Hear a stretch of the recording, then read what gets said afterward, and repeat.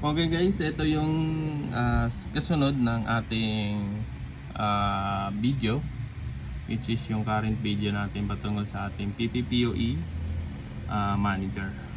So ito guys, kung mapapansin nyo dito, isa pa lang yung na-add natin na router. So multiple router kasi ito gagawin dito guys. So pwede tayo mag-add ng multiple router dito. So kung mapapansin nyo, yung isa pa lang yung nako-connect natin, which is yan. So ang second na gagawin natin guys is ito, i-connect natin via remote. Ito, so na-set up ko na kasi ito. So shoutout kay Sir Rio, sa kanya itong website na to. So meron tayong expiration na November 6, 2034. So malayo-layo pa itong gamit natin na remote access. So dito, ikakopy lang natin ito guys. Yan, kasi papasukin natin ito para maging dalawa yung router natin dito. So yan, nakopy na natin. Dito guys, may makikita yung add router. Tapos ito, gawin nating main router 2.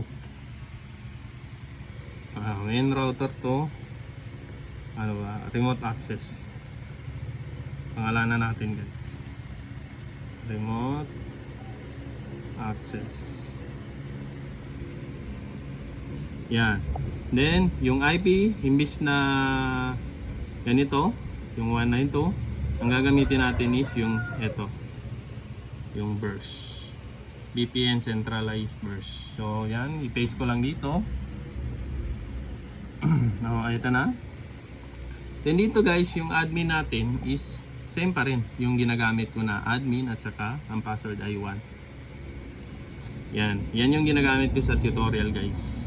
Yan, then test natin, dapat mag-success. Yan, di ba? Success. Kasi pag mali yan guys, halimbawa mali yung password, hindi yan magsa-success. So, mali yung password, yan, di ba? Or kung mali ito guys, hindi rin yan magsa-success. Yan. Sige, dagdagan natin guys itama natin ito. Yan. Check natin. Testing. So kailangan pala ng internet dito. So nakadepende pa rin sa remote access nyo dito kung maganda yung server or hindi. Yan. So di ba, successfully. Ngayon i-mali natin guys. Dagdagan natin ng 1. So i-test natin. Mali pa rin yan dapat guys. Yan, enable to connect pa rin. So tanggalin natin, is-test natin bago tayo mag-add ng router dito. Yan, so i-add natin yung router. So yan, so yan, kung mapapansin nyo guys, dalawa na yung router natin. Ito yung pangalawa at saka ito yung una sa previous video natin. Yan. Ngayon guys, dito sa dashboard, dito sa total routes natin pala is dalawa na, tapos dalawang online. So offline natin wala. Yan, wala. Then dito sa dashboard, yan, dalawa na rin yung makikita natin dito guys. Yan, diba, dashboard na tayo. Yan, tapos dito, ito yung main router, ito yung remote access natin. Ngayon dito tayo sa customer. Yan, dito sa customer guys, dito is yung isa kasi walang PPPoE na naka-config. So ito is meron PPPoE na naka-config, pero hindi nag-a-appear dito. So ang gagawin natin guys, i-click lang natin itong sync from Microtech. So yan, okay. So dapat may lalabas dito na mga connection. So yan, di ba? Kung mapapansin niya dito, may lumabas. Kasi dito sa Microtech na to guys, is may ginawa akong PPPoE. So try nga natin i-check guys. Punta tayo sa Winbox.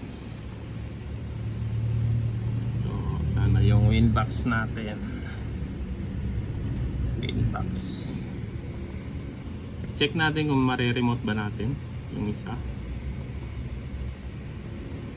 So yan, hindi siya na mare-remote guys. Or gawin natin yung central bars para ma-remote.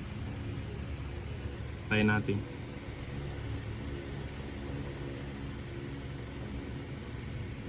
Kung makaka-connect.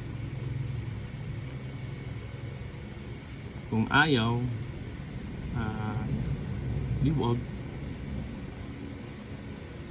Yan, parang ayaw kasi nakakonect pa rin, nakakonect tayo dun sa isa dito. Nakakonect kasi natin dito sa manager natin. So kung ayaw, basta lalabas ito guys, yung mga gawain. Tulad nito, may 5 Mbps, 5 Mbps.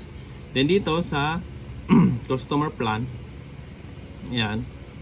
So pwede kayo mag-add, pero kung may existing user profile kayo dun sa Microtech nyo, tulad nito, meron. So i-sync nyo lang guys. Ito, sync from Microtech. Yan. Sync. So yan. So dapat lalabas ito, di ba? Ito yung gawa natin doon. Ngayon guys, pwede niyo siyang i-delete ito. Ito. Pwedeng i-delete. Yan. So kung halimbawa kung gamit ito, di ba? Ito yung profile natin kanina guys, dito sa customer. Yung 5 Mbps yung profile. Halimbawa kung naka-connect yan siya guys, ganito. Naka-connect. Dito sa plan, hindi niyo yan madi-delete guys. Yan. So ito yung sasabihin. Yan. Kasi may naka-connect o may gumagamit ng 5 Mbps na profile.